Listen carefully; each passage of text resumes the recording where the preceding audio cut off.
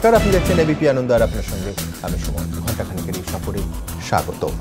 গতকালের পর আজ আবার রাজ্যের বিরোধী দলনেতা সূর্যকান্ত মিশ্রের স্ত্রী উষা মিশ্রের স্বেচ্ছাসেবী সংগঠনে তল্লাশি চালালো রাজ্য পুলিশের দুর্নীতি দমন শাখা। পাশাপাশি এক কর্মীর বাড়িতেও তারা যান, যে কর্মী আবার ঘটনাচক্রে তৃণমূল কংগ্রেসের একজন সাংসদের দাদার ঘনিষ্ঠ আত্মীয়। পাশাপাশি দুটি ব্যাংকে হিসেবপত্র চাইতেও তারা যান।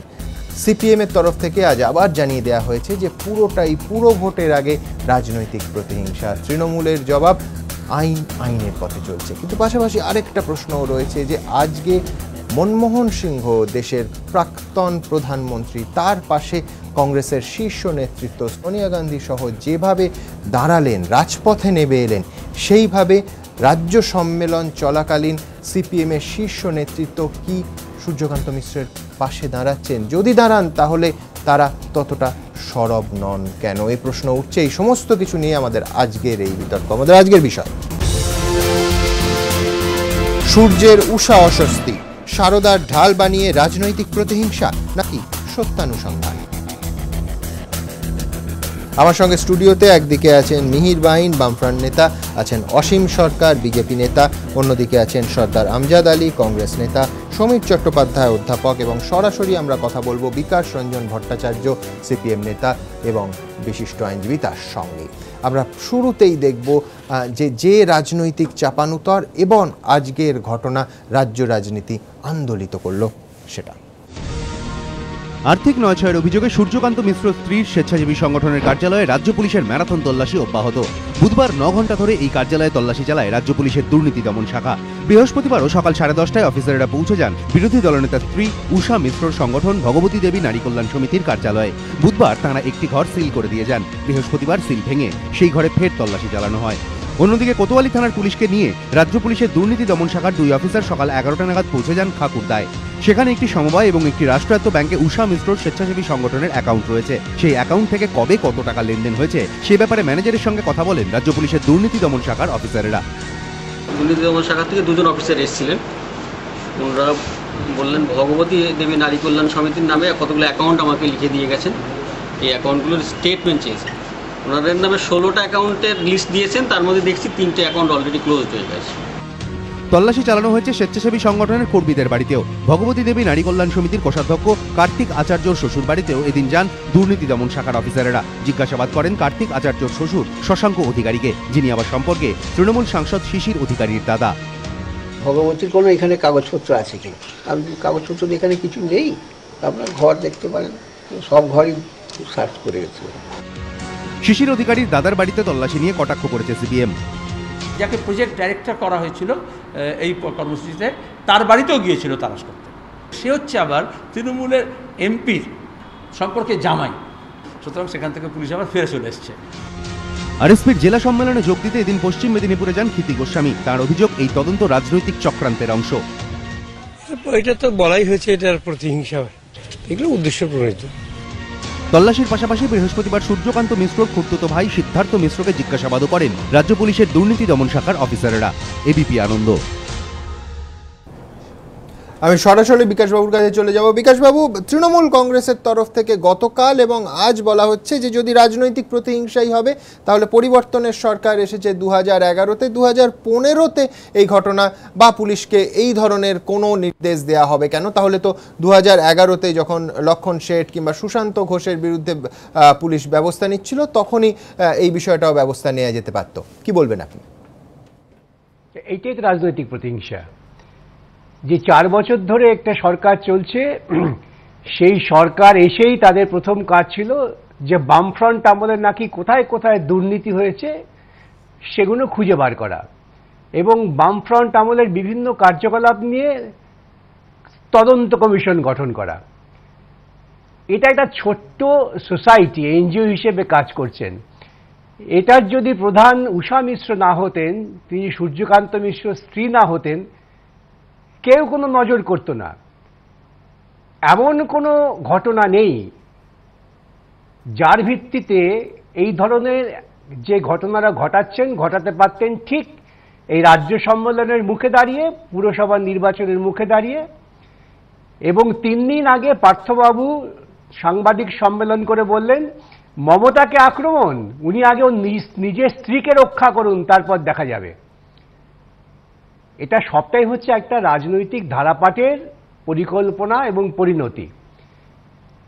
বিকাশবাবু, মানে কতগুলো তথ্য জানা দরকার। হ্যাঁ হ্যাঁ হ্যাঁ, বলুন প্লিজ।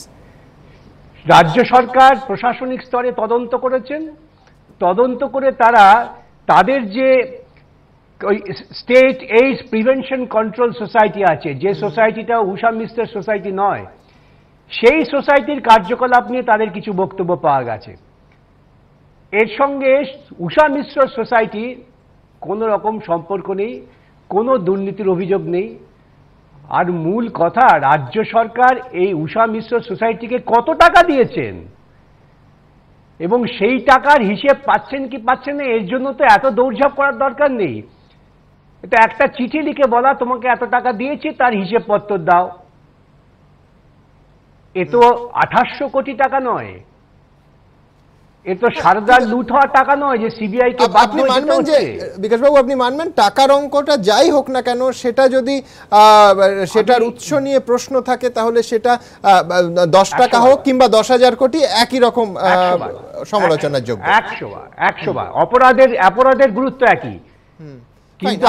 আপনি আমাদের সঙ্গে থাকুন বিকাশবাবু, আবার আপনার কাছে আসবো। আমি সমীর বাবুর কাছে আসি। ঠিক এই প্রশ্নটা বিকাশবাবু যে পয়েন্টটা বলতে চাইছেন, সেটা হচ্ছে 2011-এ ক্ষমতায় এলেন আপনারা, স্বাস্থ্য শিক্ষা অধিকর্তা সুশান্ত বন্দ্যোপাধ্যায়, তার নেতৃত্বে এসেই কমিটি তৈরি হলো। সেই কমিটি রিপোর্ট দিল সরকারকে 2012-তে। কাকে দিল? তৎকালীন আজকের মুখ্য সচিব, তখন সঞ্জয় মিত্র ছিলেন স্বাস্থ্য সচিব। 2012-তে কমিটি রিপোর্ট দিল। সেই কমিটি, আমি যদি বলি যে মানে গ্রস দুর্নীতির অভিযোগ পেল বা গ্রস দুর্নীতির সন্ধান পেল 2012 থেকে 2015-য় পুরো ভোটের ঠিক আগে, যখন ঘটনাচক্রে সূর্যকান্ত মিশ্র ব্রিগেডের প্রধান মুখ, সিপিএমের প্রধান মুখ, প্রধান বিরোধী দলনেতা শুধু নন, তার তার নেতৃত্বে বামফ্রন্ট ভোটে লড়তে চলেছে, পুরো ভোট সামনে। এই সময়টা কি খুব রাজনৈতিকভাবে গুরুত্বপূর্ণ নয় সমীরবাবু? অবশ্যই গুরুত্বপূর্ণ। আমি প্রথমেই সুমন ঠিকই বলেছো তুমি।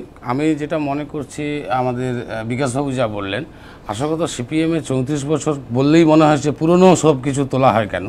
34 বছরে এত পাপ, এত খুন, এত ধর্ষণ, এত এই দুর্নীতি সবে শুরু হলো, অপশাসনের সময় চলেছে। সেই জায়গা থেকে আমি তো বলবো যে মমতা ব্যানার্জি যদি মনে করতেন, তাহলে তো প্রত্যেককেই প্রায় এখন ভেতরে থাকতে হতো। আমার মনে হচ্ছে যে উনি এই সব বাদ দিয়ে এখন উন্নয়নের পথটাই বেছে নিয়েছেন, কারণ এগুলো ধীরে ধীরে দুর্নীতির যেমন অভিযোগ আসবে, তার বেশি ধীরে ধীরে হয়ে গেল না যে আপনারই মমতা বন্দ্যোপাধ্যায়ের সরকার কমিটি করলেন স্বাস্থ্য শিক্ষা অধিকর্তার নেতৃত্বে, সেই কমিটি রিপোর্ট দিচ্ছে 2012, আপনার এফআইআর হলো এই 2015 এসে। এমন একটা সময়, আমি আবার বলছি যে সূর্যকান্ত মিশ্র সিপিএম এর রাজ্য সম্পাদক হওয়ার সম্ভাবনা প্রবল, ঠিক এই সময়টা বাঁচা হলো না। সামনে পার্টির রাজ্য সম্মেলন, সম্পাদক নির্বাচন মোটামুটি ধরে নেওয়া হচ্ছে সূর্যবাবু। আমার মনে হচ্ছে যে চাঁদের কলঙ্কের মধ্যে সূর্যের কলঙ্ক, অভিযোগ অবশ্য প্রমাণিত না, এইটাও সিপিএম এর আত্মঘাতী সিদ্ধান্ত হবে কিনা আমি জানি না, যদি এটা প্রমাণিত হয় উষা দেবীর ঘটনা। তবে আমি এটাকে রাজনৈতিক প্রতিহিংসা মোটেই বলবো না। আমি বলবো এই একটা কথা, আপনারা অনুষ্ঠানটা খুব সুন্দর করেছেন, সত্যানুসন্ধান। কারণ সিপিএম এর যা কর্মকাণ্ড এই শুরু হয়েছে, ধরা যেতে পারে দুর্নীতির 1 নম্বর চ্যাপ্টার, কারণ প্রতিটা জায়গাতে দুর্নীতির ঘটনা, কারণ প্রতিটা জায়গায় দুর্নীতি আছে, কারণ সময় চলে যাবে, নাহলে উন্নয়ন করা যাবে না। সত্যানুসন্ধান হোক না, সত্যানুসন্ধান হোক, আমরা তো বলছি সিপিএম এর নেতাদের বিরুদ্ধে যদি তারা খুঁজে বার করতে পারেন দুর্নীতিগ্রস্ত, ব্যবস্থা নিন। আমরা সিপিআইএম থেকেও তাকে সমর্থন করব। আমরা দুর্নীতি ঠেকাবার জন্য রাজ্য সরকারের পয়সা, জনগণের পয়সায় মামলা করতে যাব না কোটি কোটি টাকা খরচা করে। রাস্তায় নেমে বলবো না যে তদন্ত করো না, আমরা বলবো তদন্ত করো। আমরা এই ক্ষেত্রে উষা দেবী কোনো বাধা দেননি, বলছেন তদন্ত করা হোক। কিন্তু আমাদের বক্তব্য যে তদন্তের নাম করে এই যে বাজার গরম করা হচ্ছে, এবং যাতে সামগ্রিক টাকার মূল্য হচ্ছে 28 কি 30 লক্ষ টাকা, যদি 1 টাকাও চুরি হয় জেল হোক, আমরা কোনো রকম ভাবে তাকে সমর্থন করতে যাব না। আমাদের প্রশ্ন, ঠিক এই মুহূর্তে 3 বছর বাদে আজকে এফআইআর হোক বলে মমতা দেবী সই করলেন, সকালে এফআইআর হলো, তারপরে দল বেঁধে গিয়ে হামলা হলো। এটা কি তদন্ত, না এটা তদন্তের নামে একটি নাটক? এটাই প্রশ্ন। আমি আসবো, সবার কাছে আসবো, তার আগে দ্রুত একবার দেখবো যে আজকে পাশে দাঁড়ানো সিপিএম এর শীর্ষ নেতৃত্ব সূর্যবাবুর পাশে কতটা দাঁড়িয়েছেন বা কতটা অন্তত প্রকাশ্যে সরব হয়েছেন, সেই প্রশ্ন অনেকে তুলছেন। কিন্তু আজকে কংগ্রেস নেতৃত্ব বুঝিয়ে দিলেন যে প্রাক্তন প্রধানমন্ত্রী মনমোহন সিংয়ের জন্য তারা রাজপথে নেমেছেন। স্বয়ং সোনিয়া গান্ধী সহ কংগ্রেসের শীর্ষ নেতৃত্ব সবাই সরব হয়েছেন। দেখবো সেই ছবিটা। একই ধরনের অভিযোগ, কিন্তু অনেকেই বলছেন দু দলের পাশে দাঁড়ানোর মধ্যে আকাশ পাতাল পার্থক্য। মনমোহন সিংহ এবং সূর্যকান্ত মিশ্র। কয়লাকাণ্ডে মনমোহন সিংহকে সিবিআই আদালত সমন জারি করার পরই তার পাশে দাঁড়াতে ঝাঁপিয়ে পড়েছে কংগ্রেসের শীর্ষ নেতৃত্ব। বৃহস্পতিবার খোদ সোনিয়া গান্ধী নজিরবিহীনভাবে কংগ্রেস সদর দফতর থেকে কার্যত মিছিল করে প্রাক্তন প্রধানমন্ত্রীর বাসভবনে যান। সঙ্গে বিগত মনমোহন মন্ত্রিসভার এক ঝাঁক হেভিওয়েট সদস্য, কংগ্রেসের শীর্ষ নেতারা। প্রাক্তন প্রধানমন্ত্রীর পাশে থাকার বার্তা দিতে কে ছিলেন না প্রায় হাফ কিলোমিটারের এই পদযাত্রায়? সোনিয়ার চারপাশে পি চিদম্বরম, একে অ্যান্টনি থেকে আনন্দ শর্মা, অজয় মাকেন। কিন্তু রাজনৈতিক পর্যবেক্ষকদের একাংশের মতে এই ছবিটাই অমিল সূর্যকান্ত মিশ্রর ক্ষেত্রে। তাঁর স্ত্রী উষা মিশ্রর স্বেচ্ছাসেবী সংস্থার বিরুদ্ধে টাকা নয়ছয়ের অভিযোগের তদন্ত শুরু হয়েছে। এই সময় রাজ্য সম্মেলন উপলক্ষে কলকাতায় উপস্থিত প্রকাশ কারাট, সীতারাম ইয়েচুরি থেকে সিপিএমের প্রায় সব শীর্ষ নেতা নেত্রী। কিন্তু মনমোহনের জন্য সোনিয়া পথে নামলেও সূর্যকান্তের পাশে কোথায় কারাটরা? প্রশ্ন নানা মহলে। রাজ্য সম্মেলন উপলক্ষে সাংবাদিক বৈঠকের ফাঁকে এই ইস্যুতে তৃণমূল সরকারের বিরুদ্ধে প্রতিহিংসার রাজনীতির অভিযোগে সরব হওয়া ছাড়া কেন প্রকাশ্যে আর কোনো সোচ্চার প্রতিবাদ নেই সিপিএম নেতৃত্বের গলায়? কেন সোনিয়া গান্ধী সংবাদ মাধ্যমকে বিবৃতি দিয়ে জোরালোভাবে রাজনৈতিক প্রতিহিংসার অভিযোগ তুললেও সূর্যর স্ত্রীর ক্ষেত্রে কারাট ইয়েচুরিরা নিশ্চুপ? Dr. Manmohan Singh ji is our former Prime Minister. He is known not only in our country but throughout the world as being a person of integrity and probity. The Congress party is fully behind him. কেউ বলতেই পারেন রাজ্য সম্মেলন চলছে, communist অনুশাসন মেনে সেটাই অগ্রাধিকারের বিষয়। কিন্তু পাল্টা নানা মহলে প্রশ্ন উঠতেই পারে, যাকে সামনে রেখে আগামী দিনে যুদ্ধে ঝাঁপাতে পারে সিপিএম, নেতা কর্মীদের আবেগের কথা মাথায় রেখে কি একবারের জন্য সঙ্গে সঙ্গে প্রকাশ্যে তাঁর পাশে দাঁড়ানোর বার্তা দেওয়া যেত না? সিপিএম সূত্রে অবশ্য খবর, দলীয় নেতৃত্বকে হেয় করতেই সূর্যকান্ত মিশ্রর স্ত্রীর সংস্থায় হানা দেওয়া হয়েছে। এই মর্মে বুধবার চক্রান্তের অভিযোগে সরব হয়েছেন মোহাম্মদ সেলিম। কিভাবে পুলিশকে বা তদন্তকারী সংস্থাকে, যে কি সংস্থা বলছে আমি জানি না, কোনো একটা সংস্থা, নির্দিষ্ট ভিজিলেন্স সংস্থা, তারও এখতিয়ারটা কীরকম মানে ব্লার্ড বাই পলিটিক্যাল ভিশন, সেটা বোঝা যাচ্ছে। কিন্তু বৈঠকে প্রস্তাব পাশ কিংবা সেলিমের বিবৃতির সঙ্গে এই ছবিটার ফারাক থেকেই যায়, বলছেন অনেক সিপিএম সমর্থকও। এবিপি আনন্দ।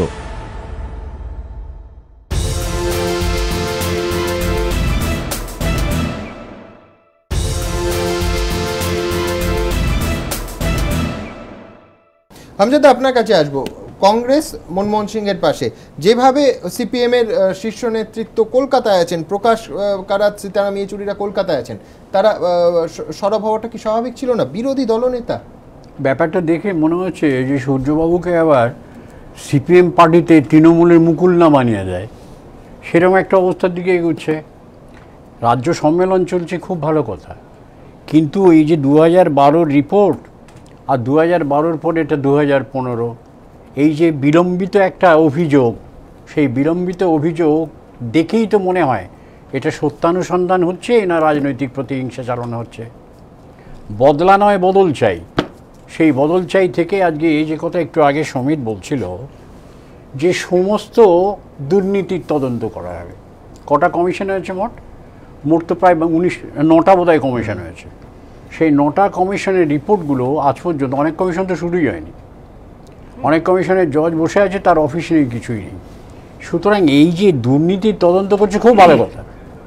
তা দুর্নীতির তদন্ত করতে গেলে যদি সূর্যবাবুর স্ত্রীর বিরুদ্ধে তদন্ত হয়, তাহলে দুর্নীতির তদন্ত করতে গেলে আজকে এই দলের যারা আছেন, আমি বলছি যারা রাজ্যে শাসক দল, সেই শাসক দলের নেতাদের বিরুদ্ধে যখন তদন্ত হচ্ছে, সেটা নিয়ে এত মাঠে নেমে সেটাকে প্রতিবাদ করার দরকারটা কি? আইনের পথে চলুক, আইন তো আইনের পথে চলবে। আইন যদি আইনের পথে চলে, না কথাটা তা নয়, একটা খুব সহজ কথা, রিপোর্ট দিয়েছে, সেই রিপোর্টের ভিত্তিতে আমি বলবো প্রথম কথাটা কি হওয়া উচিত ছিল, আইনসম্মতভাবে এই রিপোর্টের ভিত্তিতে ওই কমিটিকে বা ওই কী বলে ওটা, তাদের যে প্রতিষ্ঠান, সেই প্রতিষ্ঠানের উষা দেবীকে একটা নোটিশ দিয়ে বলা উচিত ছিল যে আমাদের রিপোর্টে এই পাওয়া যাচ্ছে, ইউ এক্সপ্লেন। না আমি যদি আমার একটা রাজ্য প্রশাসন এক মিনিট রাজ্য প্রশাসনের প্রতি যেহেতু সেলিম বাবু এবং বিকাশ বাবুদের আস্থা নেই, ওরা তো সিবিআই এর কাছেও যেতে পারে এই নিয়ে যে এটা ঠিক কি কেন যাবে, রাজ্য প্রশাসনের উপর তো নেই, এখন সবকিছুতেই তো সিবিআই বলছে। কোথাও কি মনে হচ্ছে যে তৃণমূলের হাতে আরেকটা পাল্টা রাজনৈতিক অস্ত্র চলে গেল, যে যেখানে সারদা বিরোধীরা প্রায় এককাট্টা হয়ে সবাই একসুরে সারদা নিয়ে শাসক দলের দিকে আঙুল তুলছিল, সেখানে একটা পাল্টা দুর্নীতি নিয়ে বলার সুযোগ পেয়ে গেল? দেখুন, প্রতিহিংসা পরায়ণ যে সরকার, এই নিয়ে আমার কোনো সন্দেহ নেই, কারণ আমরা প্রত্যেক দিন প্রতিনিয়ত তাদের প্রতিহিংসার বিভিন্ন চেহারা দেখছি। গতকালও আমাদের ব্যবসায়িক সেলের একটা মিছিল ছিল, তাতেও চূড়ান্ত প্রতিহিংসা দেখিয়েছেন। একজন পুলিশ অফিসারের মাথায় হেলমেট না রেখে, ইচ্ছাকৃতভাবে হেলমেট না রেখে তার মাথায় তার বোমারু বাহিনীকে দিয়ে তার মাথায় ইট মেরে সেখানে প্রচন্ডভাবে অত্যাচার চালিয়েছেন। বিজেপি যে হিংসাটা করেছে সেটার ছবিটা বলছি। তো বিজেপি কোনো হিংসা করেনি, না পুলিশকে মেরেছে তো, আর পুলিশের লোক না। ক্যামেরার অ্যাঙ্গেলটা দেখুন, ওপর থেকে এসছে, বোমারু বাহিনী থেকে এসছে। তো তিনি কেন হেলমেট ছাড়া গিয়েছেন, সে প্রশ্নের জবাবটা দেবেন।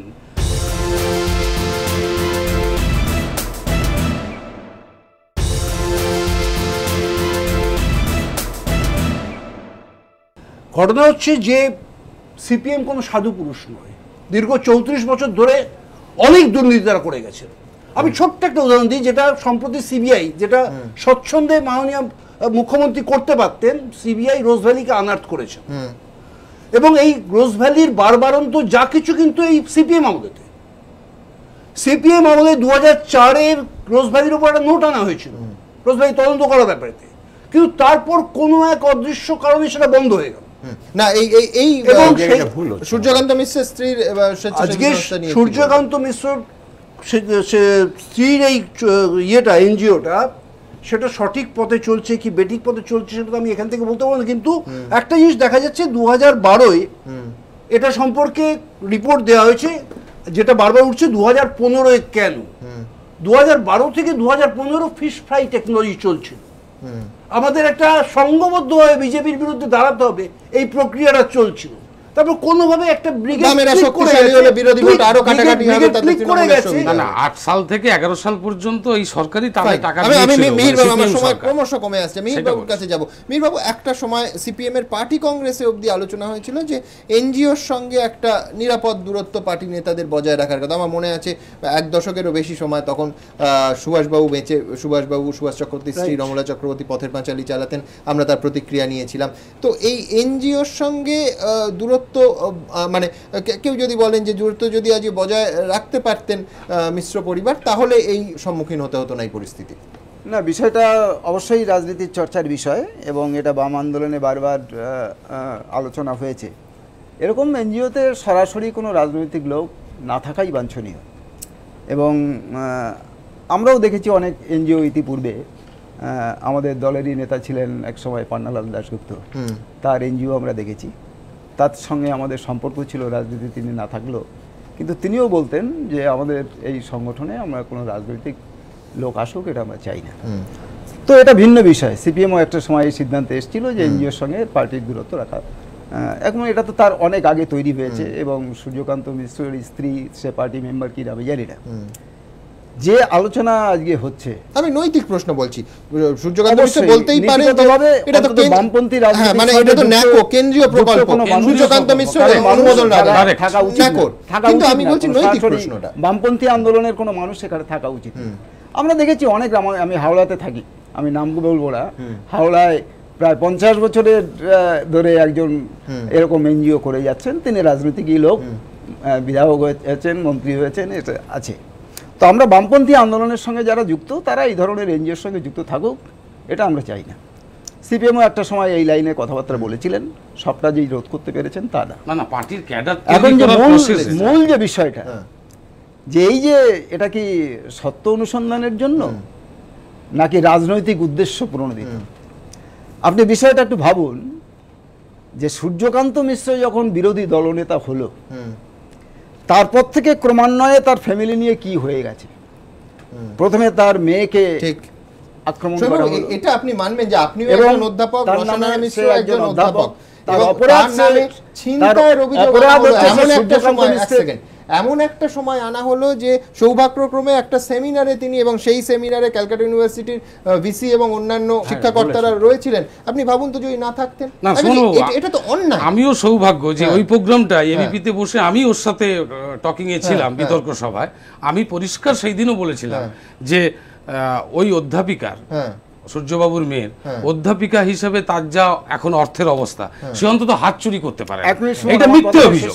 এটা যদি হয় করেছিল, আমি সেটা আপনাকে যদি বলে ওই যে গোলাপি পেনটা আপনি চুরি করে, না না না না, মানে আমি বলছি আপনি বুঝতে পারছেন কোথায় গিয়ে লাগে।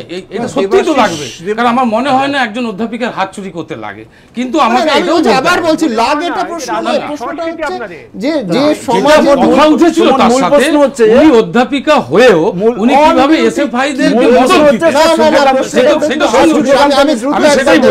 রাজনৈতিক প্রতিহিংসা তখনও কিন্তু এই একই অভিযোগ উঠেছিল এবং অভিযোগ মারাত্মক ছিল, কোনো সংশয় নেই। দেখুন, মুখ্যমন্ত্রী থেকে স্বাস্থ্য দপ্তরকে চ্যালেঞ্জ জানালাম, যদি সূর্য মিশ্রের কোনো তার স্ত্রীর সপক্ষে রেকমেন্ডেশন চিঠি তারা বের করে দেয়, আমি, আমার স্বামী, সমস্ত আমরা পার্টির থেকে রিজাইন দিব। স্বেচ্ছাসেবী সংগঠনের কার্যালয়ে লাগাতার তল্লাশির মুখে পাল্টা সরব সূর্যকান্ত মিশ্রর পরিবার। সরাসরি প্রশ্ন তুললেন তদন্তের উদ্দেশ্য ও সময় নিয়ে। গভর্নমেন্টের একটা প্রজেক্ট আমরা এডসে পেয়েছিলাম 2008 সালে, 11 সালে শেষ হয়ে গেছে। দুর্নীতির অভিযোগ থাকলে 11 সাল থেকে তো তারা আমাদের বিরুদ্ধে দুর্নীতির অভিযোগ আনতে পারতো। 1 লাখ টাকা, 90,000 টাকা এরকম একটা জিনিস বলে একটা সারদা কেলেঙ্কারির মতো ভাবে গুলিয়ে দেওয়ার চেষ্টা হচ্ছে, যেন ওদের অপরাধটা এটাতে কিছু কমে যাবে। শুধুমাত্র সূর্যকান্ত মিশ্রের স্ত্রী নন, এর আগে তাঁর অধ্যাপক মেয়ের বিরুদ্ধে হার চুরির অভিযোগও করেছে তৃণমূলের ছাত্র সংগঠন। বিরোধী দলনেতার পরিবারের দাবি গোটাটাই তাঁদের কালিমালিপ্ত করার চেষ্টা।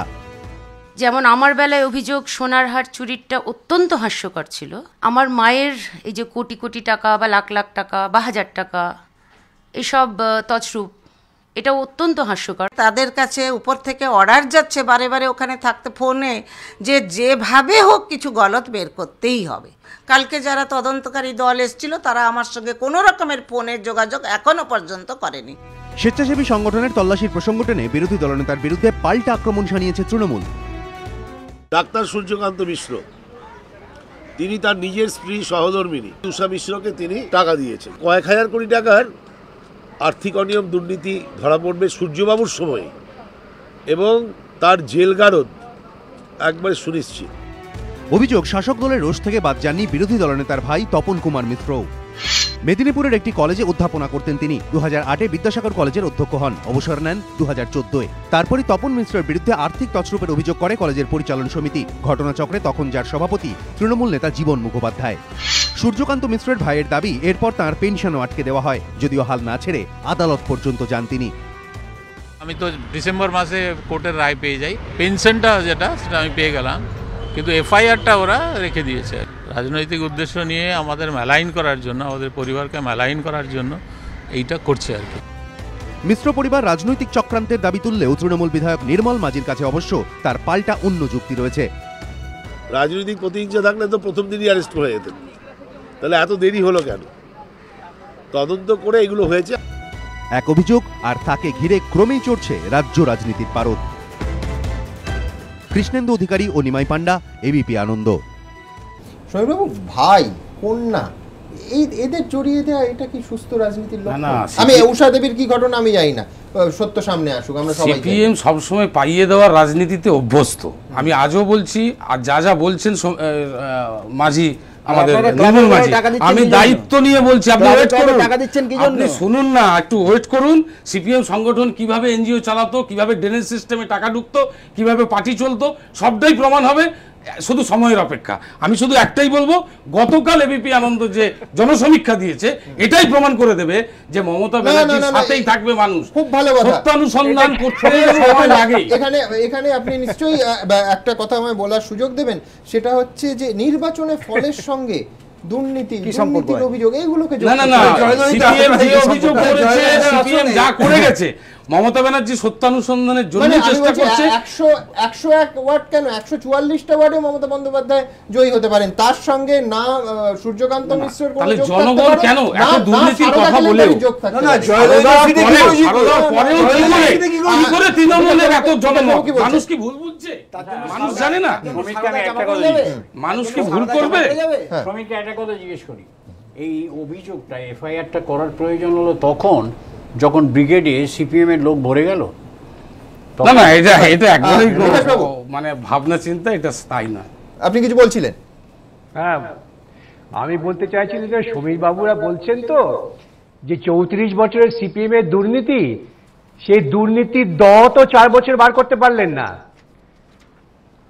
আমি আপনাদের বলি যে আপনারা বলছেন নিয়োগে দুর্নীতি, কিছু মনে করবেন না, ব্যক্তিগত হতে পারে। আপনিও অধ্যাপনায় কাজে যুক্ত হয়েছেন 34 বছরের আমলে, আপনার কাছে কেউ কোনো রকম দুর্নীতি প্রশ্ন দিতে হয়নি। না না, অযৌক্তিক কথা আপনারা মিডিয়ায় বলে দেন, কোনো তর্কে আপনারা আসতে চান না। একদিন তর্ক করুন 34 বছর দুর্নীতি এবং আপনার 4 বছরের দুর্নীতি, আমি সুযোগ প্রমাণ করে দেবো কারা দুর্নীতিবাজ। দুর্নীতির মধ্য দিয়ে আপনাদের জন্ম। একবারেই না, বেঙ্গল ল্যাম্প ট্রেজারি, আলিপুর ট্রেজারির ঘটনা। আমি দ্রুত একবার দেখব আমার এই পর্বের সম্মানীয় বক্তারা কে কি বললেন। একজন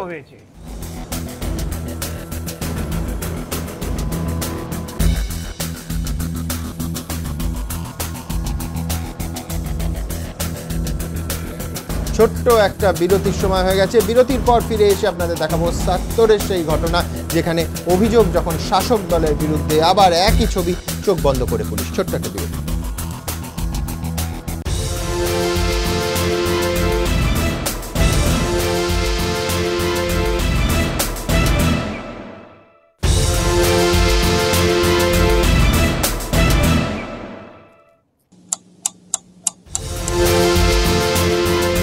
চুটিয়া গুড়া পাড়ুইয়ের পর এবার কি ৭০? তার কারণ গতকাল রাজ্য সরকারের সিআইডির চার্জশিটে খুশি না হয়ে সিবিআই তদন্তের দাবি করেছেন নির্যাতিতা। আর আজকে 24 ঘন্টা কাটতে না কাটতে সিউড়ি আদালত জানিয়ে দিল যে রাজ্য পুলিশের তদন্তে আদালত অসন্তুষ্ট। একাধিক প্রশ্ন তোলা হলো তার নিয়ে। আমরা দেখব সেই বিষয়ে আমাদের এই আলোচনা, আমাদের আজকের বিষয়। ৭০-এও শাসকের দিকে চোখ বুজে পুলিশ, ভরসা সেই আদালত আর সিবিআই। আলোচনার জন্য এই মুহূর্তে আমার সঙ্গে আছেন, আমার একদিকে আছেন ভারতী মুৎসুদ্দি, রাজ্য মহিলা কমিশনের প্রাক্তন সদস্য, আছেন কংগ্রেস নেতা সুখবিলাস বর্মা, আমার অন্যদিকে আছেন বিজেপি নেতা প্রদীপ ঘোষ এবং শিক্ষক বিজন সরকার। সরাসরি আমরা কথা বলবো ৭০-এর নির্যাতিতা সেই মহিলার সঙ্গে, কিন্তু তার আগে আপনাদের দেখাবো আজকে সিউড়ি আদালত অত্যন্ত কড়া ভাষায় তার অসন্তোষ প্রকাশ করেছেন। ঠিক কি কি গুরুত্বপূর্ণ প্রশ্ন তুলেছেন এই মামলার ক্ষেত্রে শুরুতে দেখব। চার্জশিটে অভিযুক্তদের রেহাই দেওয়ার অভিযোগ তুলে যেদিন হাইকোর্টে গেলেন ৭০ কাণ্ডের নির্যাতিতা, সেদিনই সিউড়ি আদালতে প্রশ্নের মুখে পড়ল সিআইডির এই চার্জশিট। চার্জশিট নিয়ে কলকাতায় দাঁড়িয়ে অভিযোগ করলেন নির্যাতিতা, সিউড়িতে প্রশ্ন তুললেন বিচারক। একাধিক বিষয়ে ধোঁয়াশা থাকায় বৃহস্পতিবার সিআইডির এই চার্জশিট গ্রহণই করল না আদালত। চূড়ান্ত সিদ্ধান্ত ১৭ই মার্চ। সিআইডির পেশ করা চার্জশিট নিয়ে শুনানি চলাকালীন বৃহস্পতিবার মুখ্য বিচার বিভাগীয় ম্যাজিস্ট্রেট অসন্তোষ প্রকাশ করে বলেন, নির্যাতিতা যে অভিযোগপত্রের ভিত্তিতে এই মামলা, তাতে ৬টি নামের উল্লেখ ছিল, কিন্তু তার একটিরও উল্লেখ চার্জশিটে নেই। এই মামলায় বুধবুধেও একটি অভিযোগ দায়ের হয়েছিল, তাতে ৪ জন পুলিশ অফিসারের নাম ছিল, কিন্তু কেস ডায়েরিতে শুধুমাত্র কার্তিক মোহন ঘোষের উল্লেখ রয়েছে, বাকিদের নাম নেই। এরই সঙ্গে বিচারক আরও বলেন, চার্জশিটে অভিযুক্ত পুলিশ কর্মীদের গ্রেপ্তারি প্রসঙ্গে বলা হয়েছে এরা প্রত্যেকেই পুলিশ কর্মী, এরা কেউ পালিয়ে যাবেন না, কিন্তু এইসব পুলিশ কর্মীর বর্তমান অবস্থান কি তার কোনো উল্লেখ নেই চার্জশিটে। ৪ জনের এগেনস্টে এখন অবধি চার্জশিট জমা পড়েছে, সেটা উনি আজকে চার্জশিটটা দেখেছেন এবং আগামী মঙ্গলবার ওইটার বিষয়তে আবার ফার্দার একটা হিয়ারিংয়ের ডেট রেখেছেন। সেটাতে হচ্ছে যে আইও এবং যে ডিফ্যাক্টো কমপ্লেনেন্ট তাকে নোটিশ করা হলো আজকে। সিআইডির চার্জশিট নিয়ে অসন্তোষ প্রকাশের পর তদন্তকারী অফিসার এবং সরকারি আইনজীবীকে ১৭ই মার্চ ফের আদালতে হাজির হওয়ার নির্দেশ দেন বিচারক। ওই দিন উপস্থিত থাকতে বলা হয়েছে ৭০-এর নির্যাতিতাকেও। ওই দিনই চার্জশিট গ্রহণ নিয়ে চূড়ান্ত সিদ্ধান্ত নেবে আদালত। গোপাল চট্টোপাধ্যায়, এবিপি আনন্দ, বীরভূম। ভারতীদি একেবারে পরিষ্কার বিচারক প্রশ্ন তুলেছেন যে তৃণমূলের যে 6-7 জন এফআইআর নেম ছিলেন তারা চার্জশিটে ড্রপ কেন। এই ভাষায় বলেছেন যে চার্জশিটে অভিযুক্ত পুলিশ কর্মীদের গ্রেপ্তারি প্রসঙ্গে বলা হয়েছে এরা প্রত্যেকেই পুলিশ কর্মী, কেউ পালিয়ে যাবেন না, কিন্তু পুলিশ কর্মীদের বর্তমান অবস্থান কি তার কোনো উল্লেখ নেই চার্জশিটে। প্রশ্ন যেটা আসছে যে পুলিশ কর্মীরা কি আইনের ঊর্ধ্বে, এবং যে ঘটনা আজকে রাজ্যে আমরা ঘটছি একের পর এক, কিছুদিন আগে আমাদের ওই বালির যে তপন দত্তর হত্যাকাণ্ড আমরা দেখেছি, সেখানে যাদের বিরুদ্ধে অভিযোগ ছিল সব বেকসুর খালাস পেয়ে গেল, এবং কি একজন মন্ত্রীর নাম প্রাথমিকভাবে চার্জশিটে ছিল সেটা পরবর্তীকালে বাদ দিয়ে দেওয়া হলো। এখানে ঠিক সেই কায়দাতে শাসক দলের যারা আছে এখানে যুক্ত তাদের নাম চার্জশিটে দেওয়া হয়নি, এবং পুলিশ কর্মী যাদের আমরা অনেকদিন ধরেই দাবি করে আসছি কেন এখনো গ্রেপ্তার হয়নি, তাদেরও বলা হয়েছে যে এদের অবস্থান এমন যে এরা পালিয়ে যাবেন না, কিন্তু ওরা কি অবস্থায় আছে, কোথায় আছে, তাদের বিরুদ্ধে কি ব্যবস্থা নেওয়া হচ্ছে নিশ্চয়ই সেইটা কিছু নেই, তার জন্য মাননীয় বিচারক এতটা ক্ষুব্ধ হয়েছেন। এই জায়গাটা থেকে আমরা পরিষ্কার বুঝতে পারছি যে আমাদের যে রাজ্যে বর্তমান যে আইনের যে শাসন বলতে যেটা বোঝায় সেটা নেই। হ্যাঁ, আমি সুখবিলাসদার কাছে যাব। আপনার দীর্ঘদিনের প্রশাসনিক অভিজ্ঞতা, আপনি বলুন যে পুলিশের এসডিপিওর নাম অভিযোগপত্রে ছিল, ইলামবাজারের ওসি, আইসি, তাদের কারুর নাম নেই। আমি আপনাকে অত্যন্ত দায়িত্ব নিয়ে বলছি যে কার্তিক মোহনের বিরুদ্ধে যে ডিপার্টমেন্টাল এনকোয়ারি হয়েছিল অ্যাডিশনাল এসপির সামনে, সেখানে তিনি বলেছিলেন যে তার পরিষ্কার বয়ানে আছে যে আমি যা করেছি ঊর্ধ্বতন কর্তৃপক্ষের আদেশে, ডিসিপ্লিন ফোর্সের যে কেউ তো সেটাই করবেন। আপনি বলুন যে তার নামটা রয়ে গেল, ঊর্ধ্বতন কর্তৃপক্ষের নামগুলো সমস্ত বাদ চলে গেল, তদন্ত হয়েছে না? আসলে প্রশ্নটা কিভাবে ওঠা উচিত সেটা তো আপনি নিজেই তুললেন প্রশ্নটা। এই যে একেবারে চোখ কান বুঝে শুধু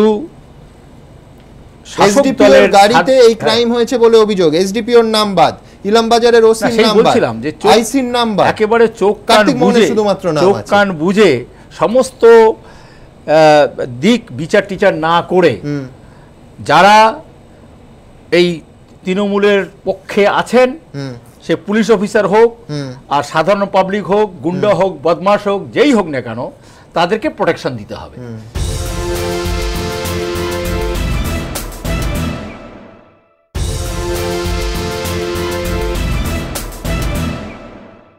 আর পুলিশ অফিসার বলে তাদেরকে অ্যারেস্ট করার দরকার নেই, এ তো নতুন শুনছি। মানে এটা কোনো ধারাতেই নেই যে পুলিশ অফিসার পালিয়ে যাবেন না।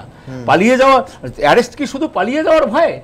এছাড়াও আরেকটা মহিলা পুলিশের প্রসঙ্গ আছে, দ্রুত একবার দেখব, কথা বলবো নির্যাতিতা সেই মহিলার সঙ্গে। আপনার কাছে যেটা প্রথমে জানতে চাইবো সেটা হচ্ছে কালকে সিআইডির চার্জশিটে আপনি কেন সন্তুষ্ট হননি, কেন সিবিআই তদন্তের দাবি করছেন, দয়া করে যদি বলেন। কালকে সিআইডির চার্জশিটে আমি সন্তুষ্ট হয়নি এজন্যেই যে যে বড় বড় পুলিশ অফিসাররা ছিল তাদের নাম কোথায় চার্জশিটে, আর চার্জশিটটা যে করা হয়েছে যে পুলিশ অফিসারের নামে বা হাবিলদারদের নামে, সে তো আইনযোগ্য চার্জশিট, আইনযোগ্য ধারা দিয়েছে, আর একটা মহিলা কনস্টেবলের নামে চার্জশিট করেছে, কোনো মহিলা পুলিশ তো আমাকে ধরতে যায়নি। আমি এইখানেই আসতে চাইছিলাম যে আলপনা লোহার নামে একজন মানে নাম চার্জশিটে আছে মহিলা পুলিশ বলে। আপনার সঙ্গে এই ঘটনা যখন প্রকাশ্যে সংবাদ মাধ্যমে এলো, আমি কথা বলেছিলাম এই অনুষ্ঠানে, আপনি পরিষ্কার বলেছিলেন যে কোনো মহিলা পুলিশ ছিল না। দয়া করে যদি সেই বিষয়টা বলেন। কোনো মহিলা পুলিশ ছিল না, আমি প্রথমেও বলেছি, আজকেও বলবো, ছিল না যখন সেটা মিথ্যা কথা তার বলতে পারবো না যে হ্যাঁ ছিল। আমি কালকে চার্জশিট পেয়েও বলেছি যে না, কোনো মহিলা পুলিশ ছিল না, এই চার্জশিটে আমি একদম সন্তুষ্ট নই। আর শুধু পুলিশের নামে চার্জশিট হবে কেন? পুলিশের সঙ্গে যে শাসক দলের নেতাকর্মীরা গিয়েছিল তাদের চার্জশিট কোথায়, তাদের নাম কোথায়, তাদের নামে চার্জশিট কেন হলো না? সিআইডি কি শাসক দলের হয়ে কাজ করছে? আপনার ঘটনায় উচ্চপদস্থ যে পুলিশ কর্মচারীরা কার্তিক মোহন বাবু ছাড়া যার নাম আছে চার্জশিটে, অন্যদের কি ভূমিকা ছিল? কাকে কাকে আপনি চিনতে পেরেছিলেন বা আইডেন্টিফাই করতে পেরেছিলেন পরবর্তী সময়? আমি তো পুলিশ কাউকেই চিনতাম না, পুলিশ কর্তারা বলবে যে কোন কোন পুলিশ পাঠিয়েছিল। আর যখন আমাকে ধরা হয়েছিল বা মারা হচ্ছিল বা মারা হয়েছে, তারপর ইলামবাজার থানাতে যখন রাখতে বলে, সব কথাগুলো ফোনে বলেছিল এসপি সাহেব। কারণ যে পুলিশ অফিসাররা কথা বলছিল গাড়িতে আস্তে আস্তে, ওরা এসপি সাহেবের সঙ্গে কথা বলতে বলতে আসছিল। এই পুরো ঘটনাটা কটা অফিসার গেছিল, কটা হাবিলদার গেছিল, এই পুরো ঘটনাটা যদি ঠিক মতো তদন্ত হয় তাহলে এসপি সাহেবই বলতে পারবে। রেকর্ডেই থাকবে সুমন, যখন এরা যাবে ডিপ্লয়েড হবে সবটাই তো একটা রেকর্ডে থাকবে কারা কারা সাথে গেছে। এবং কার্তিক মোহন বাবু মেনে নিয়েছেন যে মারধরের ঘটনা হয়েছিল, কিন্তু তার বক্তব্য ঊর্ধ্বতন কর্তৃপক্ষের আদেশে তাদের করতে হয়েছে, সেই যাদের সেইখানে তাদের নাম কর্তৃপক্ষের কারণ নাম নেই। না না, এইটাই তো বলছিলাম যে যারা প্রকৃত দোষী তাদের কোনো রেফারেন্স নেই। আর দোষী নয় যে মহিলা কনস্টেবল, হয়তো তিনি চেষ্টা করেছিলেন কিছু বলতে, হয়তো সুবিচারের জন্য, ভদ্র মহিলার সুবিচারের জন্য, অথবা মহিলা পুলিশ ছিল এটা বলতে আইনের অনেকগুলো মহিলা পুলিশ ছাড়া একজন করা যায় না, তোলা আনা যায়ই না, মানে অনেকগুলো কারণ দেখাতে হয়, তুলতে গেলে রেকর্ডিং করতে হয় কেন তাকে তুলে আনতে হবে। এবং এখানে যে পুলিশি সন্ত্রাস, রাষ্ট্রীয় সন্ত্রাসের জায়গাটা উঠে আসছে, সেটা তো পরিষ্কার হয়ে গেল চার্জশিট থেকে। আরো রাষ্ট্রীয় সন্ত্রাস রাষ্ট্রের মদতে চলছে এবং আইন কানুন কোনো কিছুর তোয়াক্কা করছে না, ভয়ঙ্কর জায়গায় আজকে আমরা এসে দাঁড়িয়েছি। আমি দ্রুত একবার দেখব যে সিবিআই তদন্ত চেয়ে আজ হাইকোর্টের দ্বারস্থ হয়েছেন নির্যাতিতা। দেখুন, সিআইডির চার্জশিট পেশের পর 24 ঘন্টাও কাটল না, সিবিআই তদন্ত চেয়ে হাইকোর্টে গেলেন ৭০-এর নির্যাতিতা। আদালতের কাছে তাঁর আর্জি, সিআইডির ওপর তাঁর আস্থা নেই, সিবিআই এর মতো কোনো কেন্দ্রীয় সংস্থাকে দিয়ে এই মামলার তদন্ত করানো হোক। একই সঙ্গে হাইকোর্টের প্রধান বিচারপতির কাছে তাঁর আর্জি, ৭০ কাণ্ডে স্বতঃপ্রণোদিত হয়ে তিনি যে মামলা গ্রহণ করেছিলেন তার সঙ্গে একত্রিত করেই এই আবেদনের শুনানি করা হোক। সিআইডি চার্জশিট করেছে সিউড়ি কোর্টে, চার্জশিটে শুধুমাত্র 4 জন পুলিশ অফিসারের নাম দিয়েছে, 4 জন পুলিশ কনস্টেবলের নাম দিয়েছে, তো ওদেরকে জামিনযোগ্য ধারা দিয়েছে। আমার ওই জন্যে হাইকোর্টে আসা। সিআইডি তদন্তে আমরা খুশি নই, সিআইডি সেভাবে তদন্ত করেনি, সেভাবে চার্জশিট দেয়নি, আমি সিবিআই চাই। ৭০-এ মহিলার উপর নির্যাতনের ঘটনায় মাত্র 24 ঘন্টা আগে চার্জশিট পেশ করেছে পুলিশ, যা ঘিরে বর্তমানে তুঙ্গে উঠেছে বিতর্ক। নির্যাতিতার অভিযোগ পাওয়ার পর এসওজির ওসি এবং বোলপুরের এসডিপিও সহ এই ঘটনায় মোট 11 জন পুলিশ কর্মীর নাম উঠে এলেও চার্জশিটে নাম দেওয়া হয়েছে মাত্র 4 জনের। তাছাড়া নির্যাতিতার এফআইআরে 6 জন তৃণমূল নেতাকর্মীর নাম থাকলেও চার্জশিটে 1 জনেরও নাম নেই। বুধবার চার্জশিট পেশের পরই ক্ষোভ উগরে দেন নির্যাতিতা, অভিযোগের আঙুল তোলেন শাসক দলের বিরুদ্ধে। সিআইডি চার্জশিট করেছে শুধু 2 জন কনস্টেবলের নামে, 2 জন কনস্টেবল আমাকে মারধর করেনি, মারধর করেছে বড় বড় পুলিশ অফিসাররা আর টিএমসি নেতারা। সিআইডি কি টিএমসির হয়ে কাজ করছে নাকি শাসক দলের কাছে টাকা খেয়ে কাজ করছে, না শাসক দলের হয়ে কাজ করছে? আমি সিবিআই চাইব, সিআইডি নয়। 17 জানুয়ারি ৭০-এর বিজেপি কর্মীকে না পেয়ে যার ওপর অকথ্য অত্যাচারের অভিযোগ ওঠে পুলিশ ও তৃণমূল কর্মীদের বিরুদ্ধে। অভিযোগ ওঠে ব্লেড দিয়ে তাঁর শরীরে এলোপাথারি আঘাত করে বিচুটি পাতা ঘষে দেওয়া হয় গোপনাঙ্গে। সেই নির্যাতনের বিচার পেতেই এবার হাইকোর্টে নির্যাতিতা। সাম্প্রতিককালে রাজ্যের তদন্তকারী সংস্থার ওপর অনাস্থা প্রকাশ করে বিচারের আর্জি নিয়ে হাইকোর্টে যাওয়ার ঘটনা রাজ্যবাসী বহুবার দেখেছে। কখনো বাবার খুনের বিচার চেয়ে হাইকোর্টের দরজায় করানার্থে দেখা গিয়েছে পাড়ুইয়ের ঘোষ পরিবারকে, তো কখনো প্রতিবাদী স্বামীর খুনিদের শাস্তি চেয়ে আদালতে গিয়েছেন বালির তপন দত্তের স্ত্রী। কখনো আবার প্রতিবাদী ছেলের হত্যাকারীদের ধরতে সিবিআই তদন্তের দাবি নিয়ে হাইকোর্টে যেতে দেখা গিয়েছে চুটিয়ার বরুণ বিশ্বাসের বৃদ্ধ বাবাকে। গুরাব থেকে সারদা, মধ্যমগ্রাম থেকে আমিনুল, বারবার অনাস্থার দাগ লেগেছে রাজ্য পুলিশ এবং রাজ্যের তদন্তকারী সংস্থার গায়ে। বারবার দাবি উঠেছে কেন্দ্রীয় সংস্থার হাতে তদন্তভার তুলে দেওয়ার। বারবারই বিচার চেয়ে আদালতের দ্বারস্থ হয়েছেন সাধারণ মানুষ। কোথাও বিচার মিলেছে, কোথাও বা প্রক্রিয়া চলছে। কিন্তু বিরোধীদের দাবি, এই ধরনের ঘটনা বারবার চোখে আঙুল দিয়ে দেখিয়ে দিয়েছে বিপন্ন রাজ্যবাসীর এখন এটাই ভরসা, বিচার ব্যবস্থা। সৌভিক মজুমদার, এবিপি আনন্দ, কলকাতা। প্রদীপবাবু, আলিপুর বলুন, বোলপুর বলুন, দুবরাজপুর, ভাঙড়, সব জায়গায় একই ট্রেডিশন। অভিযোগ শাসক দলের বিরুদ্ধে হলে পুলিশ চোখ বন্ধ করে, মানে হঠাৎ Sudipta Ghosh, Dipali Saha invisible man invisible woman হয়ে যান, পুলিশ খুঁজে পায় না। প্রথমে একটা কথা বলি, ৭০-এর ওই বোন উনি বীরাঙ্গনা, ওনাকে আমি প্রণাম জানাচ্ছি যে এখনও উনি সাহসটা ধরে রাখতে পেরেছেন। আমরা যারা দুর্গা পুজো করি ভারতবর্ষের মাটিতে, আমরা দেখেছি মহিষাসুর বধ হয়ে যাচ্ছেন মা দুর্গার হাতে, তখনও তিনি গালিগালাজও দিচ্ছেন না বা তার কাপড় ধরে টানেননি মা দুর্গার, মহিষাসুর পর্যন্ত। কিন্তু এখানে কি দেখছি, বাংলার একজন মুখ্যমন্ত্রী, তিনি মহিলা, তার রাজত্বে যে ঘটনাটা ঘটলো ৭০-এ, ওই বোনকে অত্যাচার করা শুধু নয়, তার সম্মান নিয়ে ছিনিমিনে খেলা হলো। যারা খেললেন, বিচুটি পাতা ঘষা বিভিন্ন জায়গায় শরীরের, ভাবতে লজ্জা লাগে। সেখানে জড়িত এসপি, আইসি, ডিএসপি, অ্যাডিশনাল এসপি, এই সমস্ত ওসি টসি সমস্ত, এটাতে কি প্রমাণ হচ্ছে? এবং তৃণমূল দলের, শাসক দলের ওইখানকার সব নেতৃবৃন্দ কেন অত্যাচার করলেন, কি কারণ? যাদের আমরা বাংলার মানুষরা, ভারতবর্ষের মানুষ, সারা পৃথিবীর মানুষ মহিলাদের মা এবং বোন বলে সম্মান করে থাকি, কিন্তু এই রাজত্বে, মহিলার রাজত্বে আমরা সম্মান কাউকে করতে দেখছি না, সম্মান চাই না। কিন্তু এইভাবে অত্যাচার হবার পর যে চার্জশিট দিল পুলিশ, সেই জন্যই আমি বলি সিআইডি একই তো, পুলিশ তো পুলিশেরই অঙ্গ। আমি বলি মমতা ব্যানার্জির আমলে এই পুলিশের একটা নাম দিয়েছি আমরা, পাজির প, লম্পটের ল, আর শয়তানের সতে উকার ইকার যোগ করে মমতা ব্যানার্জি পুলিশ। সবাই খারাপ না, কিন্তু যেখানে শাসক দলের গন্ধ জড়িয়ে থাকে, যার জন্য আজকে সিউড়ি কোর্ট। আমি দ্রুত একবার প্রদীপদাকে থামাচ্ছি, দ্রুত একবার দেখে নেব পুলিশের ওরা আমরা বিরোধীদের অভিযোগ, কিন্তু একের পর এক ঘটনায় সেই অভিযোগই ক্রমশ সত্যর দিকে যাচ্ছে। এফআইআর তৃণমূল নেতাকর্মীর নামে নির্দিষ্ট করে অভিযোগ দায়ের করেছিলেন ৭০ কাণ্ডের নির্যাতিতা, কিন্তু তাদের একজনেরও নাম নেই চার্জশিটে। বিরোধীদের দাবি থাকবেটাই বা কেন? তারা যে শাসক দলের নেতাকর্মী, অথচ ঠিক এর উল্টো ছবি দেখা যায় যখন অভিযোগ ওঠে বিরোধী দলের অনুগামীদের বিরুদ্ধে। বুধবার কলকাতা পুরসভার সামনে বিক্ষোভের ঘটনায় 15 জন বিজেপি সমর্থককে গ্রেফতার করেছে পুলিশ। তাদের প্রত্যেকের বিরুদ্ধে জামিন অযোগ্য ধারায় মামলা দায়ের করা হয়েছে। পর্যবেক্ষকদের একাংশের মতে এমনটাই হওয়া উচিত। কারো বিক্ষোভ কর্মসূচির জেরে যদি আইন শৃঙ্খলা বিঘ্নিত হয়, পুলিশ কর্তা আহত হন, তাহলে সেই বিক্ষোভকারীদের বিরুদ্ধে আইনানুগ ব্যবস্থা নেওয়াটাই তো স্বাভাবিক। এটাই পুলিশ প্রশাসনের কাজ। কিন্তু প্রশ্ন তখন ওঠে যখন অভিযুক্ত শাসক দলের হলে পুলিশের অন্য ভূমিকা দেখা যায়। বোলপুর থানায় ঢুকে পুলিশ পেটানোর অভিযোগে অভিযুক্ত তৃণমূল নেতা সুদীপ্ত ঘোষকে কেন মাসের পর মাস কেটে যাওয়া সত্ত্বেও ধরে না পুলিশ?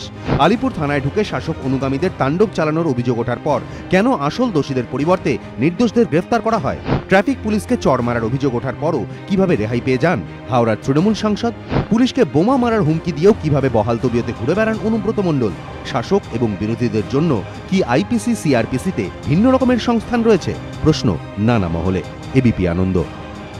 তাপস পাল সাংসদ এরকম প্রকাশ্যে তিনি মহিলাদের উপরে সাংঘাতিক চরমতম অপরাধ ঘটনার প্ররোচনা দেওয়া সত্ত্বেও আদালতে যেতে হয়েছিল তাকে, তার বিরুদ্ধে পুলিশি তদন্ত শুরু করা। আমি বিজন একটা জিনিস তো মানতে হবে, সেটা হচ্ছে যে বিজেপি সমর্থকরা পুলিশকে আক্রমণ করেছে, সেই তাতে উচ্চপদস্থ পুলিশ কর্তা আহত হয়েছেন। অবশ্যই 15 জন কেন, যদি অভিযুক্ত হন তাহলে 25 জনকে গ্রেফতার করতে পারবেন, কিন্তু এই তৎপরতা অন্য ক্ষেত্রে কোথায় থাকে? একদম সিম্পল প্রশ্ন। ৭০-এর যে মহিলার নির্যাতনের ঘটনায় আমি এর আগেও আপনাদের অনুষ্ঠানে বলেছি, এটা কখনোই মেনে নেওয়া যায় না। এই ঘটনা আগামী দিনে যাতে না ঘটে আমি এর নিন্দা করেছি। ধামাচাপা দেয়া, এটাকে যদি আপনি ধামাচাপা দেওয়ার কথা বলেন, সিআইডির তাহলে সঠিক তদন্ত করেনি বলতে হবে। এবার সিআইডি তদন্তের ক্ষেত্রে নির্যাতিতা যে কথা বললেন, আমি তাকে শ্রদ্ধা রেখেই একটা কথা বলি। উনি বললেন যে আমি কাউকে চিনতে পারিনি বা আমি তাকে জানতাম না। তাহলে সিআইডি যে তদন্ত করলো, সেই তদন্তে যাদের নাম উঠে এসেছে, যে পুলিশ কর্মীদের, বিশেষ করে এসওজি প্রধান কার্তিক মোহন ঘোষ, এছাড়া যারা কনস্টেবলের কয়েকজনের নাম উঠে এসেছে। মানে কি, আপনাকে আমি পড়ে দিলাম না যে ইলামবাজার থানার ওসি পুলিশের এসডিপিওর গাড়িতে এই ক্রাইম সংগঠিত হয়েছে এবং নিয়ে যাওয়া হয়েছে ওই জঙ্গলের মধ্যে বলে অভিযোগ। তারা কোথায়? আমি বলছি, আমি আমার কথা বলছি না। সবকটাই রেকর্ড করা আছে। একটা জিনিস এভাবে আমি ধরে নিলাম যে পুলিশ দীর্ঘ তদন্ত করেছে, নিরপেক্ষ তদন্ত করেছে, এরা কেউ কিছু করেননি। আজকে বিচারক যে প্রশ্নটা করেছেন সেটার উত্তর আপনি দিন। চার্জশিটে অভিযুক্ত পুলিশ কর্মীদের গ্রেফতারি সম্পর্কে বলা হচ্ছে এরা পুলিশ কর্মী, তাই পালিয়ে যাবেন না? আচ্ছা, পুলিশ কর্মী যদি পালিয়ে না যান, কোন সরকারি কর্মী যদি অপরাধ করেন তাকে কেন ধরা, মানে তাকেও তাহলে ছেড়ে রাখা হোক? আচ্ছা, 2, সেটা হচ্ছে যে আপনার তদন্ত পালিয়ে যাবে না, তদন্তটা মানে তৃণমূল কর্মী যারা করলেন তারা কোথায় গেলেন? একটা কথা বলি, এখানে দুটো, মানে আমি বলছি চার্জশিটের উল্লেখ থাকবে, আমি ধরে নিচ্ছি পুলিশ কর্মীদের বা তৃণমূল কর্মীদের, আমি ধরে নিচ্ছি যে সিআইডি তদন্ত করে কিছু পায়নি, উল্লেখ কোথায়? এই তো জাস্ট নেম ড্রপ করা হয়েছে। কয়েকজন তৃণমূল কর্মীর নামে অভিযোগ এসেছে, আর কয়েকজন পুলিশের উচ্চপদস্থ আধিকারিকের নামেও অভিযোগ এসেছে। এবার ধরুন সিআইডি অভিযোগ খতিয়ে দেখে পেল না এদের, উল্লেখ কোথায়? এটার উল্লেখ দরকার ছিল। না না, আমি বলছি এটার উল্লেখ প্রয়োজন অবশ্যই ছিল। এবং আরেকটা প্রশ্ন, হ্যাঁ আমি জানি, আরেকটা প্রশ্ন সেটা হলো যে যাদেরকে গ্রেপ্তার করা হবে না তারা সরকারি পুলিশ কর্মী বলে, এটা যদি আইনের কোনো সংস্থান থাকে তাহলে সেটা হতেই পারে। আমি আপনাকে এবার উল্টো যুক্তি দিই, তার মানে আপনি বলতে পাচ্ছেন না যে তারা নির্দোষ, সেই জন্য এফআইআর নামগুলো ড্রপ করলেন। তদন্ত করেছেন কিনা তার চার্জশিটে উল্লেখ করলেন। বলতে হবে কেন এফআইআর নাম আপনি ড্রপ করলেন। যেটা মূল কথা জড়িত, ধরুন সিআইডি তদন্ত সঠিক হয়েছে, একটা কথা আমি সঠিক হয়নি, প্লিজ একটা কথা প্লিজ দেখছেন একটা বলি না, শুন একটু। একটা আইন আছে, নিয়ম আছে, টিআই প্যারেড। ডিজি পুলিশ কেন টিআই প্যারেড করালেন না যাদের বিরুদ্ধে অভিযোগ আসছে? কেন টিআই প্যারেড হলো না? আমি জিজ্ঞেস করি কেন টিআই প্যারেড হলো না? এসজেডি এর কেসে শিলিগুড়িতে ডিস্ট্রিক্ট ম্যাজিস্ট্রেট মালদাকে অ্যারেস্ট করা হলো। তবে এখানে টিআই প্যারেড কেন হলো? অনুষ্ঠানের শেষে একবার চলে যাব নির্যাতিতার কাছে। আমি আপনার কাছে জানতে চাইবো যে সিবিআই এর কাছে আপনি ঠিক কি চাইছেন? সিবিআই এর কাছে চাইছি যে এ ঘটনা সঠিক তথ্য যেন বের করে, আমার সঙ্গে কে কি করেছে কে কি করে নাই আমি সব কিছু নিজের চোখে দেখেছি, এবং টিএমসি নেতাকর্মীরা যারা গিয়েছিল তাদের গাড়ির নাম্বার পর্যন্ত আমি জানি, তারা কে কে গিয়েছিল তাদেরকে চিনতে পেরেছি, প্রথম থেকে শেষ পর্যন্ত সেই 7 জনাকার নাম বলেছি। সিবিআই এর কাছে বললে পারে আমার সিবিআই তদন্ত করে নিশ্চয়ই এর একটা বিহিত করবে। সিবিআই আর রাজ্য পুলিশ তো নয় যে ঘোষ খেয়ে ব্যাপারটাকে ধামাচাপা দিয়ে দেবে ঘটনাটাকে। আমার মনে হয় এই কথার পর আর আমাদের কারুর কথা বলার কোনো জায়গাটাই নেই, তার কারণ কোথাও একটা খুব স্পষ্ট অনাস্থা রাজ্য প্রশাসনের প্রতি। নিঃসন্দেহে আমাদের রাজ্যের প্রশাসনিক স্বাস্থ্যের পক্ষে সেটা খুব ইতিবাচক নয়। আমার সময় শেষ, দ্রুত দেখব আমার এই পর্বের বক্তারা কে কি বললেন।